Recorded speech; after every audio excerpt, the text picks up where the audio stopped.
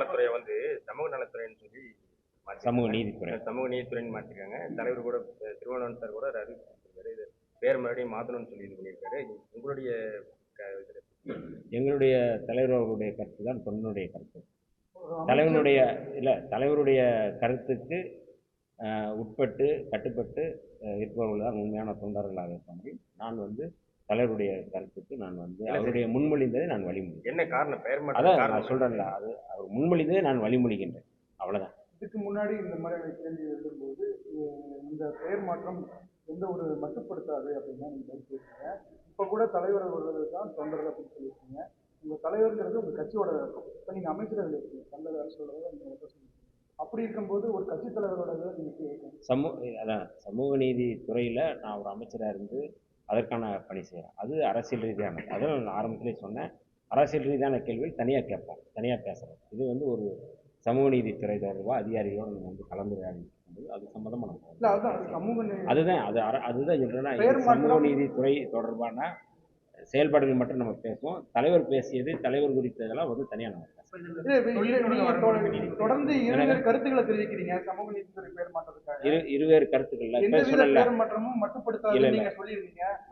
இருவேறு கருத்துக்கள் அல்ல.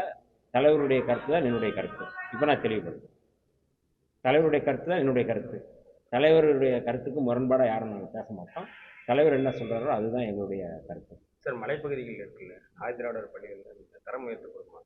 கேமரா சில இடங்கள்ல இல்லை, பழங்குடியினத்தில் கடந்த இப்போ நான் பொறுப்பேற்று இந்த ஒரு மாத காலத்திற்குள் பல்வேறு இடங்களில் வந்து மலைப்பகுதியில் இருக்கின்ற பழங்குடி மக்களுடைய பள்ளிகளை நாங்கள் வந்து பள்ளிகள், விடுதிகள், சாலைகள், அந்த பகுதியில் இருக்கிற வாழ்நிலை சூழல் எல்லாத்தையும் நாங்கள் ஆய்வு செஞ்சுருக்கோம்.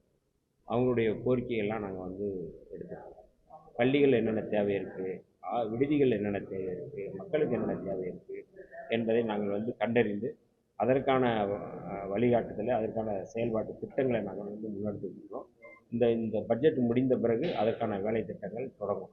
நிறைய இடங்களில் நீங்கள் சொல்கிறது கேமரா கேட்குறாங்க, சிசிடிவி கேட்குறாங்க, வகுப்பறைகள் ஸ்மார்ட் வகுப்பறைகள் கேட்குறாங்க, விடுதிகளில் வந்து நிறையா தண்ணீர் பிரச்சனை இருக்குன்னு சொல்கிறாங்க, விடுதிகளை தரப்படுத்துதல் உருவாக்குறது எல்லாத்தையும் நம்ம வந்து கணக்கில் எடுத்துகிட்டு இந்த பட்ஜெட் முடிஞ்சதுக்கான அதற்கான வேலைகளை வந்து நேற்று கூட பார்த்தீங்கன்னா சிஎம் ஒரு இடத்துல திடீர்னு விசிட் பண்ணார்.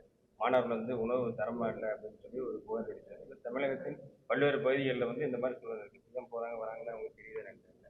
அந்த மாதிரி சோதனைகள் திடீர்னு மேற்கொள்ளப்படும் பல்வேறு இடங்கள் இதே பிரச்சனைக்கு மாணவர்கள் தொடர்பு. மாண்புமிகு முதல்வர் அவர்கள் சென்னையில் இருக்கின்ற எம்சி ராஜா விடுதியில் போய் மாணவர்களை வந்து சந்தித்து பேசினா நாங்களும் கூட போயிருந்தோம்.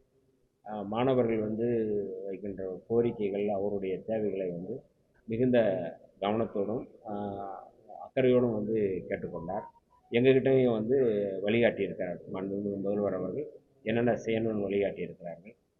தமிழ்நாடு முழுக்க விடுதிகளுக்கான உணவுக்கு ஒதுக்கப்படுகின்ற நிதியை வந்து கூடுதல் படுத்தணும்னு மாணவர்கள் வந்து கேட்டாங்க. அதை உடனடியாக வந்து இந்த பட்ஜெட்லேயே நாங்கள் வந்து அறிவிக்கிறோம். அதே போல் ஸ்காலர்ஷிப்பு, அதாவது அம்பேத்கர் ஓவர்சீஸ் ஸ்காலர்ஷிப்னு ஒன்று இருக்குது. அந்த ஸ்காலர்ஷிப்பை வந்து கூடுதல் படுத்தணும்னு சொல்லியிருக்காங்க. அதையும் இந்த இதிலே வந்து அறிவிக்கிறோம்னு சொல்லியிருக்காங்க. அதனால் எல்லாவற்றையும் வந்து மாணவர்களுடைய உணவு தேவையாக இருக்கட்டும், அல்லது தங்கு தேவையாக இருக்கட்டும், அங்கே இருக்கிற வசதியாக இருக்கட்டும், எல்லாமே நம்ம வந்து பண்ண சொல்கிறோம். அதில் நீங்கள் சொன்னது கூட ஒரு மாணவர் வந்து திடீர்னு கரண்ட் கட் ஆகிடுங்க, இங்கே வந்து எங்களுக்கு வந்து இந்த வசதி வேணும் அப்படிங்கிற மாதிரி மின்தடை ஏற்படும் போது அதற்கான வசதி தேவைப்படுது அப்படின்னு சொல்லி சொன்னாங்க. அதையும் வந்து செய்ய சொல்லி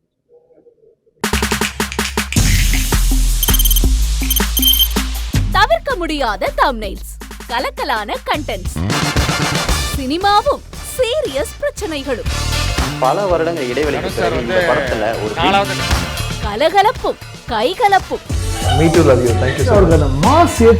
போயிட்டே தான் இருக்காரே தவிர பிரேக்கே இல்லாமல் பிரேக்கிங் நியூஸ் சொல்லும் தந்தி டிவி ஆப்.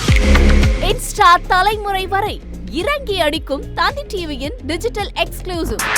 அது தண்ணிக்குள்ள போகும்போது ஹேங் ஆயிடுச்சு. உங்களுக்கு விஜய் சார் எந்த அளவுக்கு ரொம்ப பிடிக்கும்? Of course, Malayalis are huge Vijay sir fans. ரெண்டு பேருமே ரொம்ப பிடிக்கும் எனக்கு. தந்தி டிவி ஆப்பை இலவசமா டவுன்லோட் செய்யுங்க, ஃபாலோ பண்ணுங்க, சப்ஸ்கிரைப் பண்ணுங்க, என்ஜாய் பண்ணுங்க.